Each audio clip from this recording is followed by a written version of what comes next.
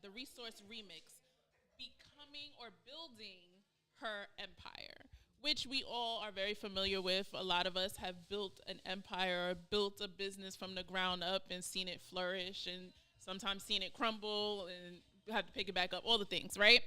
So the panel basically dives into the how, the mindset, the money moves, and resourcefulness it takes to turn creativity and side hustles into sustainable success. Sounds good? Awesome. Again, my name is A Pretty Hustler. I am a media mogul, host, event coordinator, publicist, writer, host. I said host, right? Moderator. I do a lot of things, and I also work for the United States Postal Service as a customer relations coordinator for consumer affairs. I do a lot. And I want everybody to go down the list and tell us who you are and what you do. Please. I'll start. My name is Crystal Crowell. I will also wear a lot of hats. My background is in social work and as a therapist. I am unfortunately one of the 300,000 black women that got laid off earlier this year. But on the side, I also do consulting around social impact with mission-driven organizations and brands. And then I have my nonprofit that I'm building, Resilience Through Reading, which is using literacy to empower black girls and other vulnerable youth and address childhood trauma. And outside of that, I also do pageants. And I'm the current Miss Black District of Columbia, USA 2025. Okay. So yes. We got a pageant queen. right? Hi, everybody. My name is Prophetess Shay, also known as Shay Ministries. I am an author of 6 books. I'm also a philanthropist. I preach, prophesy, and I pray. Preach, prophesy, and I pray. I've been favored, I would say, grace, to wear many hats. I've been on many platforms, especially when it comes to government. God has allowed me to step into rooms with really good people, really influential people. I'm a impact, I would say like a impactful woman. God has allowed me to speak for women in the South Florida region, breaking systemic barriers when it comes to black women in Florida. But yeah, that's, and I'm a mom of a 4-year-old. Shay Ministries was also birthed through the death of my fiance last year. And that was when God literally pushed me into ministry. He said, now that this phase of your life is done, now it's time for you to go into ministry. I've been in corporate America, I've been in banking, but I feel like this phase of my life now is ministry. So that's me. Beautiful. Thank you. My name is Atiange. I am a creative. I'm an activator. I am a community builder. So some of my programs that I'm currently building from the ground up, one is called Celestial Hummingbird, and our focus is to build right relationship within our community, within ourselves, and with the earth. And so a lot of our events do happen outside or happen around natural elements to kind of rebuild that relationship, that ancestral relationship.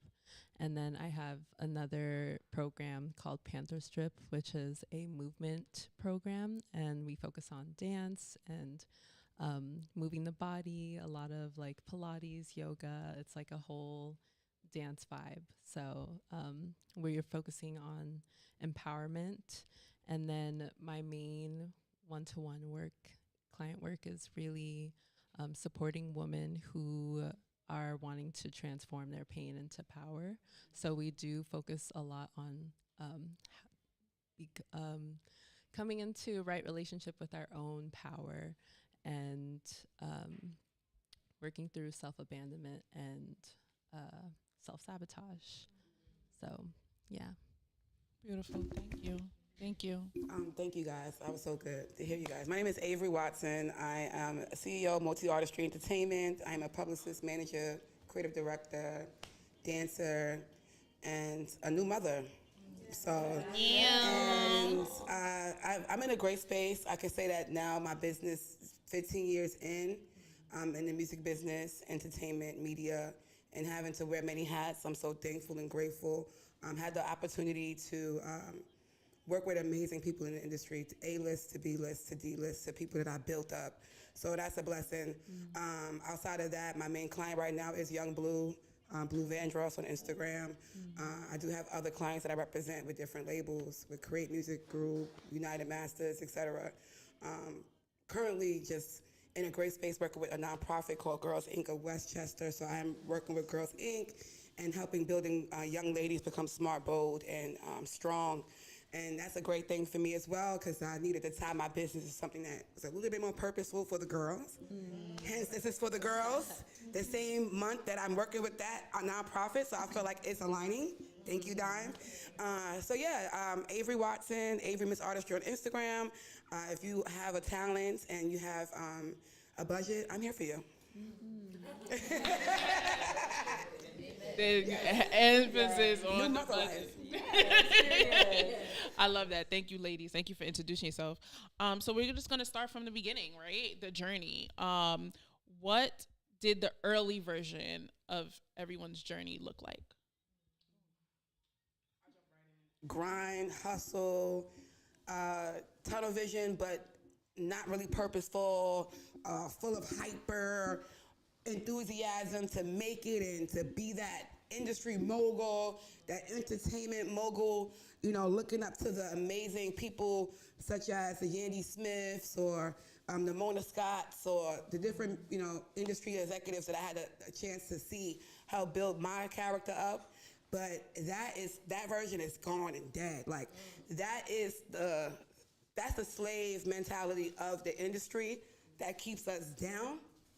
So to answer your question, I think that sums that up. Like that is that. And that was that beginning. And that is a totally horrible place to operate in. These people are not working from the source. So I had to like really see like, wow, am I really making myself a part of the ecosystem, or am I creating a new one, right? That can bring financial stability for everyone across the board.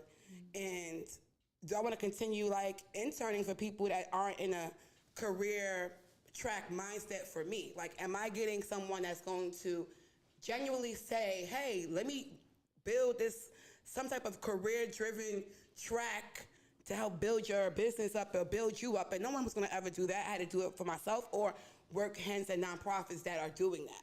So I see that previously working in this business and entertainment and particularly, people will like use you like to the ultimate. So that is no longer a thing. And I also had to come out of, I think when you're in that, you get kind of like rubbing shoulders with people that you're used to doing that with, that you actually start to adopt it, and then I had to really like unlearn that and also know that you are a product of your own reasoning of why things are effed up. So I had to take it into my own hands and be like, you know what, that version is gone like that. We're not gonna do that to our people either, but I'm still gonna instill in them that you're not this either, so we have to do the work, right? Because I did it though, you know? But we still wanna make sure that we're giving people the right track and the right path to like knowing that what we went through is okay. It's my experience, so you don't have to have that same experience. So. Thank you. No problem. Thank you. Honestly. Yes. Also, what did the early version of your journey in entrepreneur or success look like for you? Ooh.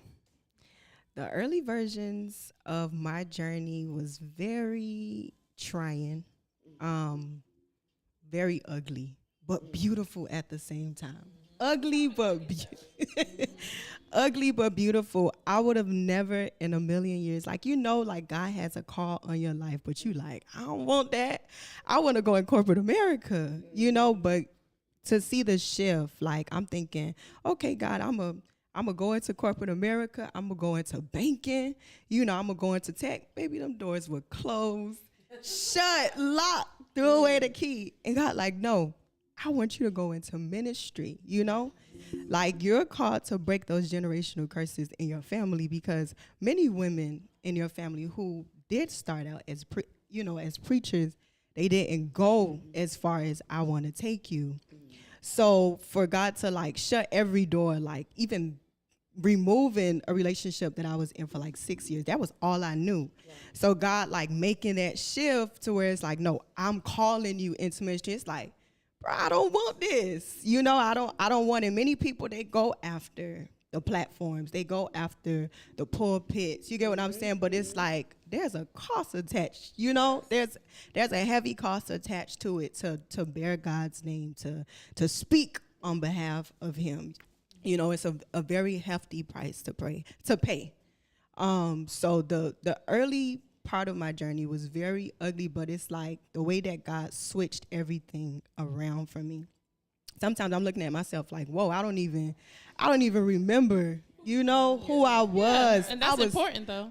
I was so like, my journey was very, I fought. Like, I fought coming up because I'm like, Lord, because I know the cost that comes with this. Like, I don't want to, but I had to pay the price anyways, you know, like when God is calling you to be a generational breaker, He's going to take you the long way, you know? So, beautiful journey. I'm happy that I did, you know, answer the call. And I'm still like, Lord, I don't want to do this. You know, I don't, but you know, His way is always the best way. So, Thank you. Okay. Yeah, I think I'm hoping I'm still in the early journeys of my success. You know, I'm hoping this is the beginning phase. Yeah, because one door did close for you, so now. One door did close, and I've had a lot of successes. I started speaking 7 years ago, and when I kind of started speaking, it was really just on a whim, and I was like, you know, this is a fun little thing. I did a little women's empowerment, and I didn't see the trajectory it was going to take me on, and I didn't see the vision I was going to have, but on the rough days, I always tell myself, like, in 10 years, I'm going to be thinking back and being like, you know, Crystal, like, you thugged it out during this time. Like, you put your all into it, and I want the 10 years for me to be so appreciative of, like, the work I put in. So that's where I tell myself it's the early, because I want the success to be much bigger than I've seen. That's what we love. Manifestation. Speak into it. Yep. Okay, yes. So my journey started off with me being afraid of myself and afraid of my own power, in the sense that I noticed that me being naturally expressive and curious and wanting to know why people were hiding things in plain sight would result in me like being punished or called out or, you know, disciplined essentially. But essentially it was more so noticing the cracks that people would try to hide in order to keep a false foundation. And that is the epitome of cutting ourselves off of our power. And so learning and throwing away all of my natural gifts repeatedly, which one of them is dance. I've been dancing since I was 8. I've been saying I was going to be a dancer when I was 5, and I'm still a dancer today, professionally. And so I have given away that path several times, and I've also been invited on that path through programs for free several times. And so essentially it was like this inner war that I was experiencing of like, oh, I have this gift, but the world is telling me not to be it, so I shouldn't be it. But actually, like, that's the only thing that I have in order for me to be a self-actualized human being on this planet. And so right now, my journey with success is definitely beginning. I opened my business a year ago, and I'm still figuring out my way. Thank you. Yeah, you're welcome. Thank you. I'm still a baby. I'm very much figuring out my way, still trying to find my voice and speak to the people I'm here to serve. But ultimately, I know I'm at the brink of a breakthrough, and I'm trusting my process. So that's a blessing. Yes, I love that. I love that. So we're going to get into the business behind the brand. I mean, everyone wants to create a brand, but then when we start talking business, it started getting a little funny. We started talking paperwork and contracts and things like that. It started getting a little funny. What's one common mistake you feel like women make when turning their passion into profit? This is one thing that I know I definitely suffered from. But go ahead. Yeah, I would love to speak on this. Yeah. Something that caught me real quick was just because you love it doesn't mean that it's your service. And you could have so much passion for something, but the whole point is to be there for others and to give.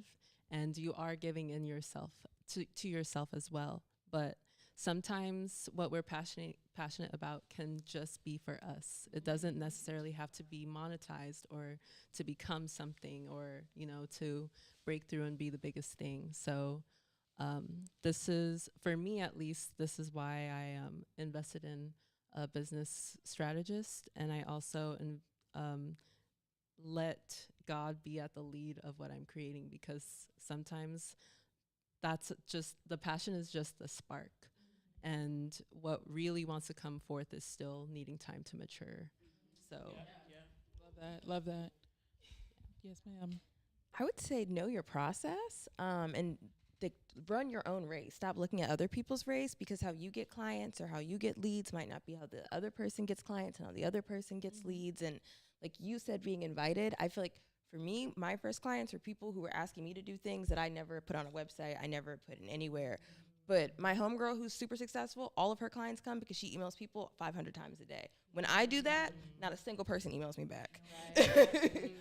Not a single person emails me back. So like if I sat there and took her advice and emailed people 500 times a day, I would just be wasting my time. And so I had to learn to build that confidence in my own skill set, my own systems, and my own processes. Yeah, that's a great thing that you were saying. Yeah, for sure. It's definitely important to know your process and how to make money, how to attract the clientele that you want. Just like you said, like cold calling, I can, but I don't think it's going to happen for me. Like occasionally they might be like, yes, we'll do it. But for the most part, the 10 million people that I called, 3 answered. You know what I mean? So yeah, I felt that. Yes. What was the question again? Yes. Okay. So what's one common mistake women make when turning their passion into profit?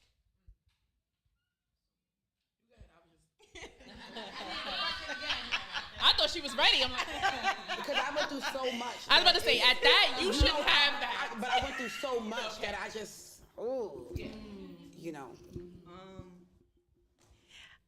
I would want to say it's seeing God in the little things. I would have never thought that God would have used grief to bring profit. Like the way he does things, I'm thinking it was going to be beautiful. I'm going to be married. I have a beautiful, he used grief to it's like he turned my pain into profit. Like the way that people look at grief, it's like grief did something different to me. I actually blossomed from grief. I discovered myself through grief. Many people shave their head. They'll be in depression, especially losing like somebody you've been in a relationship for years. Like it'll turn them into a whole different person. But grief blossomed me into, and it's like I learned. I saw a different side of God that I never saw before through grief. And it's like he used that to excel me, and I would say push me into my purpose. Because even with me sharing like a little bit of part of it, of my story, a door was able to be opened for me to be in a Black successful women's network. Just by me sharing a part of grief, that turned into profit. Now I'm making money sharing my story about grief, like the most traumatic life experience that I went through. God used my pain and turned it into profit. Love that. I'm definitely ready now, y'all. I was going to say, you better not. So on my Instagram, I have on top attracting clients. And that is the key that I think that a lot of us aren't realizing, that I can be passionate all day, every day, throughout whatever, be the most enthused person. However, I need to attract, right, those that understand what my passion is. That is the key. Because then if not, then there's no equally yoked business transactions when it's a personal business type of business versus selling a product and an item, right? We're selling energy, we're selling knowledge, we're selling time. So with that, I think attracting the clients has been something that I probably was doing, but not really as full manifestation mode, and then actually letting God lead and take it over versus me saying as the source, as the man, as the woman, I can do this on my own. So I feel like being overly passionate has only made it worse for me because it made people take advantage. So I had to balance my passionate vibe in a way where I pick and choose when I allow it to be shown to then gauge in an upsell versus overselling. Yeah. So that's the answer to that. Yeah. Okay, listen, you took your time and that was a very good answer. I love that. And it's like I said, it's very important to realize whether or not you're someone who needs to wait for invitations to come to you, or you're someone that needs to go out and get it. You know what I mean? And I had to realize that. I had to really sit like, damn, am I someone that needs to wait? And when I waited and started putting myself out there, that's when I started to get all these invitations. Like, yeah, I want you to do this. I want you to do that. I was like, whoa, this crazy. All I had to do was tell y'all what I do. Yes. Oh, snap. What is that? I didn't have to go out and get it. I didn't have to hustle. So it's kind of like, okay, it's like a little bit of an oxymoron with me being called a pretty hustler, right? But I really had to realize maybe I should shape that differently and start like speaking about the times where I feel like I don't need to hustle nonstop and people will just come to me. I think that was a great question, Di, that you put here. Yeah. I did good. Let's see. How do you know when it's time to charge more or scale your hustle? Avery, you kind of touched on that a little bit. Say. Oh my gosh. I'll jump right in. I'll let y'all handle the rest. Because literally, you can scale anything, you guys. Like, literally, like, my passion first was I was a dancer singer. I was a performing arts girl. So my vision was I want to be able to use all my skills that I have to pour it into these talents that don't have that. Either whatever reason that may be, but I have it in different areas, so I want to push that into that and then make money and scale that.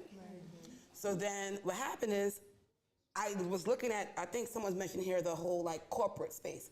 So the music corporate space, I'm like, that's where I need to be. I need to be an A&R, because that's where I can do that. I can talent scout. I can look at the budget. I know the music is fire. I picked it. You know, it's going on. It's lit. Things turn into a different turn. But what I'll say is I love dance, right? And now, as much as stuff that I did in production and media, TV, film, artist management, whatever, now I'm getting back into the dance space with a really bad foot, plantar fasciitis, you guys. Horrible, horrible, horrible feeling in your foot. So anyway, that's the worst feeling. So when you're trying to dance and that's your passion, trust me, y'all, I'll be devastated, okay? Yeah. Pissed. However, when the days is good, I'm jumping up, yeah? I saw you in the video, you jumping up. But on the serious side, the point that I'm making is that you have so many ways that you can upscale your business, you have to pull from.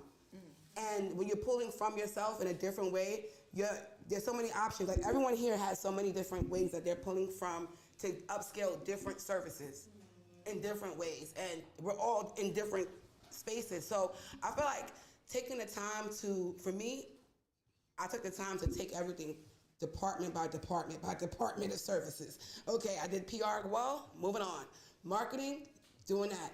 Dance is within me. I know the community, we're gonna work it. Now I'm like doing these amazing dance classes with artists and bringing the artists out, making the dancers feel loved, taking them on tour. We got Jacquees tour, different things, and taking these dancers from their small studios onto big stages. Still doing it, but then also running the press for the artists so everything works in the full circle. So to answer the question, like, you can upsell everything, but when it's time, you'll know. Yeah. You'll know when it's time. You want me to repeat the question? I will. I shall. How do you know when it's time to charge more or scale your hustle? I think as Black women, we can always charge more. That's right. Your price is your price. Yeah, I think we can always charge more. I think, go find the most mediocre white man on Forbes 30 under 30 in your area. Look at his rates. He said $2 million. And then charge those. Yeah. And they pay it, yeah. I mean, honestly, that was the best advice someone gave to me, and it was a white man, and he was like, you need to start charging like a white man. And I was like, that's That's fair, yeah. And so I think as Black women, we're already so under-resourced, we're already so overskilled and overqualified. We're almost never charging our worth, and we're never charging what our contemporaries would be charging if they had the skills and experience that we did. So I think the moment someone looks like they have a smidge of a budget to pay you more, raise your rates. Yeah, I like that. I'm gonna write that down. I feel like when I know I'm undercharging, my body contracts. And when I tell someone this is my price, I genuinely feel like disgusted with what I just said. But when I am charging a valid price that feels reflective of who I am and what I put, the effort that I put into what I built, it feels expansive and I feel landed in my body. I feel clear and I feel like you're going to get a lot with what I'm giving. Yeah, purposeful. But it's up to you to decide. And also knowing that, like, just because you put your price out there and that person can't match that or can't pay that, don't feel bad about that. Right. That's just not your client. It's okay. They'll come back when they get some money. That's what you say. Like, come back when you get some money. And I got you. Don't worry. I'm going to give you all the things, all the bells and all the whistles. Yeah, for sure. Yes, and that's also very important, too, is to know that not everyone who can't pay right now is not your client. Correct. You know, Yes. they might be growing into a place where they can align with you. They might be waiting to just hear that one thing that's like, okay, I got to do it, you know, but it's like it's a relationship. We're building a relationship and relationships take time. Love that. Love that. I would say knowing when to pivot, knowing when to charge more and knowing when to scale. Like what you were saying, you didn't know that you would get so many invitations when you put yourself out there. So I think it's knowing when to pivot. Okay, God, do you want me to scale more in this season or do you want me to charge more in this season? I feel like God will let you know, or you'll feel it like what she said. You'll know when it's time to, pivot. So that's what I have to say. Love it. Thank you, ladies. What's one service that you feel like you overlooked that women can tap into right now?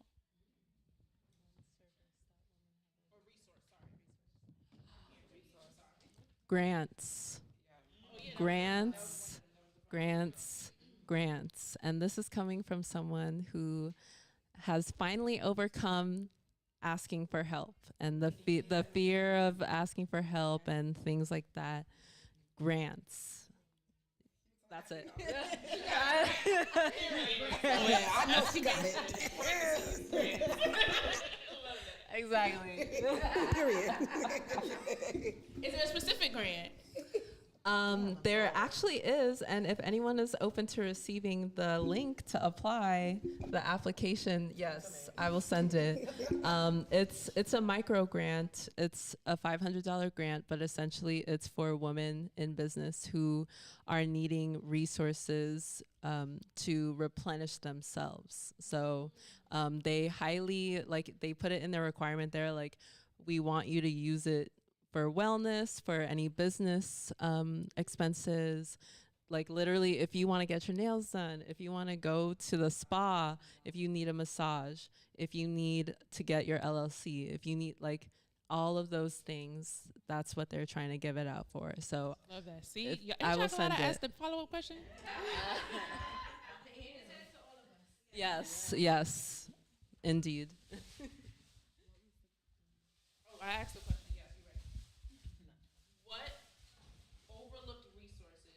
Can women tap into right now? Overlooked resources. Okay, so for me, I know there are a lot of scholarships for moms, but also for Black women.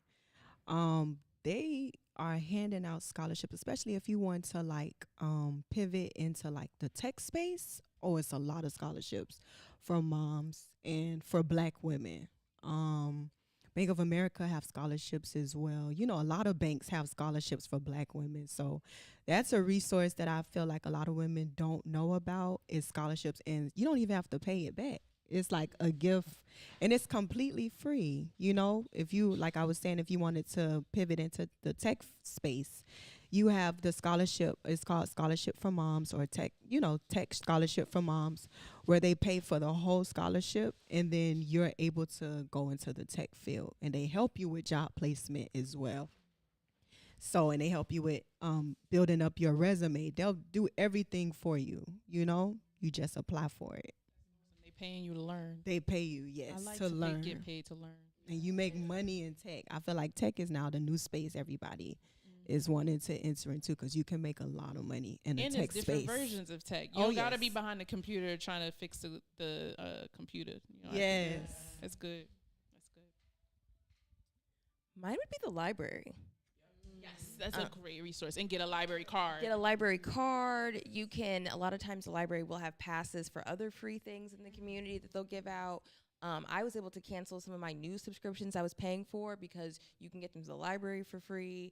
And then the physical resources at the library, some of them have podcast studios, equipment you can rent out, sewing machines, classes, and all these things that you might be paying for in other ways that you're already paying for in your tax dollars, and you can utilize at the library. Okay. Yes. All great resources, ladies. And Thank you so much. You can get library to out of state if you like. There's some libraries you can pay like $10, $20 a year and get libraries to library card in other cities and areas. Oh my God, to use their resources. Yeah. I didn't know that. Thank you. Thank you. Look at that. Look at us sharing. Oh my God. Okay. How do you leverage? We're gonna go into storytelling a little bit. This is my last question. How do you leverage your personal story to attract opportunities and build trust? Which I feel like is super important, where you all have very personal businesses, not necessarily selling, like you said, Avery, an item. So it's very important for people to, I guess, resonate with your personal story. Like, what is it about you that's going to make me start buying your services? So what do you feel like, how do you feel like you can leverage? Yes, ma'am. How do you leverage your personal story to attract opportunities and build trust? I know I was talking a lot. I would say leveraging is being vulnerable but telling the whole story. I think that a lot of people, they hold back from telling like their full story, or I would say what they actually experience in life. I'm sorry, my brain. What was the question? My brain going. You're fine. You got it. We were with you. Okay. And yes. let yourself pause if you need to. Yes. It's basically, how do you leverage your personal story to attract opportunities and build trust with clients, customers? I'll jump right in. What I notice is that the personal story, and this is for you. I want you to get your thoughts straight, and I don't want to get this out. Your personal story is everything. It's the backbone of the reason why people want to see you do you. And I've been doing panels for so long, guys, and I can tell you, I would never not stop doing them. That is the only place where you can sit there and tell your story to people that's open ears. That's real feeling. That's real emotion. That's a moment for us to cry together. It's a moment for us to share these moments. So I will say, as a business owner, the key thing is public speaking engagements, opportunities to be able to create your own workshops and the moments where your story is on a pedestal where it's appreciated, because it can get lost if it's not that. So. I really love that. A lot of people are looking for relatability, and nowadays, yes, there's hype, but I feel like more people are wanting to know the why and to last with something. And so really being vulnerable and sharing your story, and also knowing the value that you bring to a space. For example, I have thrown away my gift 3 times and I'm still here. My value is rebirth. I am able to go through the dark and come back out looking clean as fuck. So, what I give to people, what I share with folks is that you can be down in the gutter and bring yourself back up just fine, especially when you know that what you're here to do is for you and nothing else, no one else. Right. Whatever the work is. Story is also like your unique value. That's what really will set you apart out. And if you don't share it, you don't see what is setting you apart. And so like I think I was, like I said, I do pageants, and so I do pageant interview coaching, and I tell people to like A/B test their paperwork to see what people ask them in interviews, to see what's super interesting, what other people are catching your eye about, and then like follow up on those things. So I love sports. I'm a huge sports fan. And so people always ask me that in my paperwork because I like Formula One, and so it's kind of like more niche thing. Black women don't really like that as much. So that gets like me a lot of attraction, and that's gotten me opportunities just because I share how much I like Formula One, and I find Lewis Hamilton very attractive. And that's just something that's very genuine to me.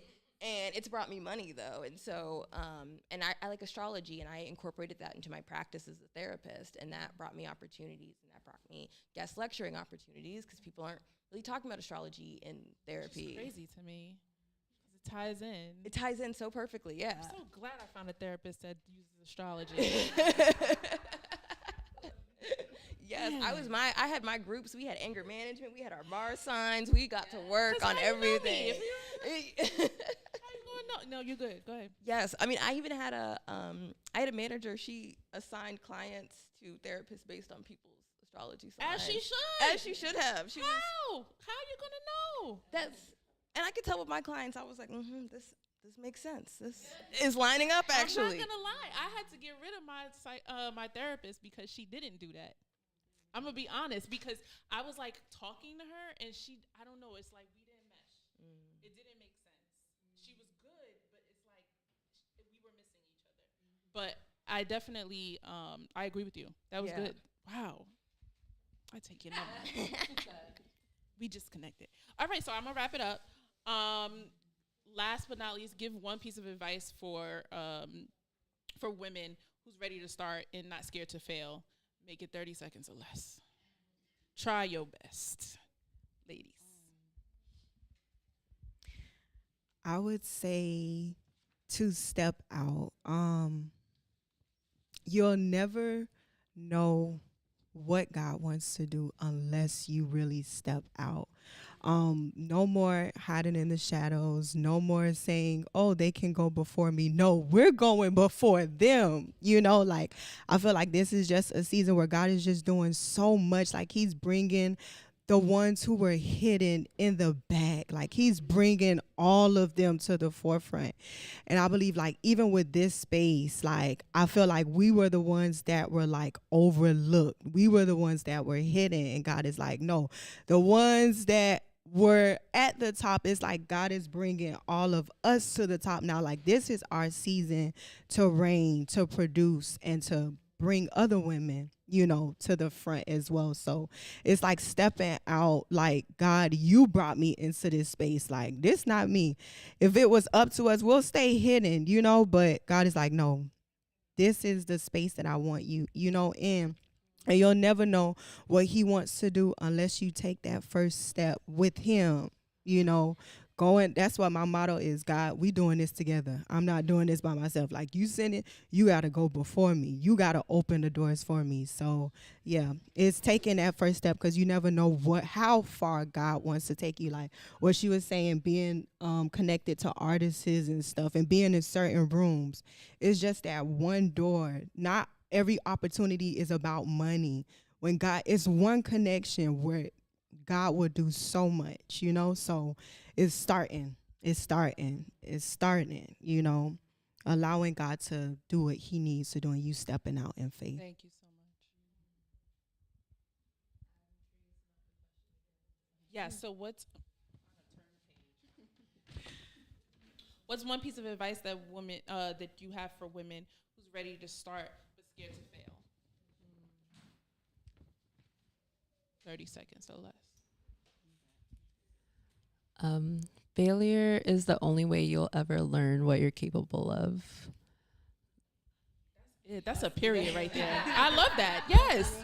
Yes, that is true. You have to fail in order to win, for sure. You're going to win, and mine was, when you're in your winning season, Show no mercy. Come on. I didn't do that. I was too modest. And I should On next. Go ahead. Put on next. tomorrow. Yeah. So guess what? It's lit every day. Put on next. I think mine would be when you're given purpose, you don't need permission.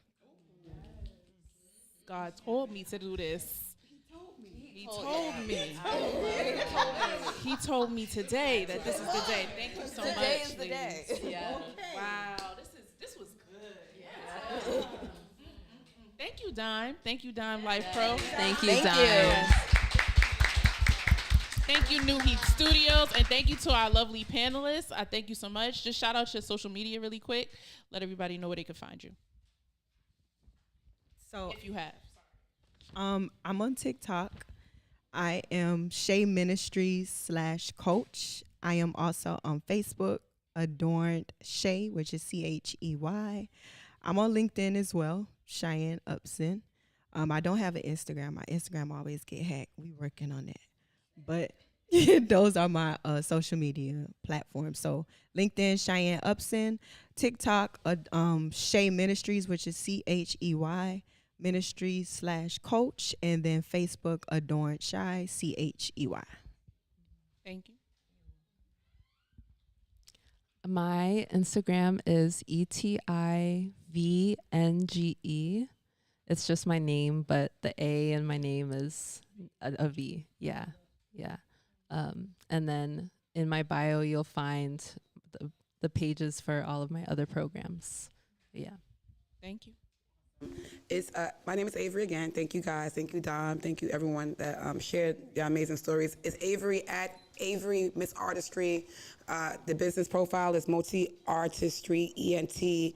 That's Avery MS Artistry everywhere. And yeah, I'm always posting TikTok as well. The same thing.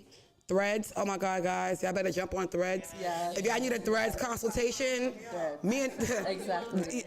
yeah. This is a Threads community? Yes, Threads. I love Threads. Oh my God, everybody on Threads. I love Threads. That's my new diary. I love Thank you so much. It's good. Wow, the Threads community found each other in person.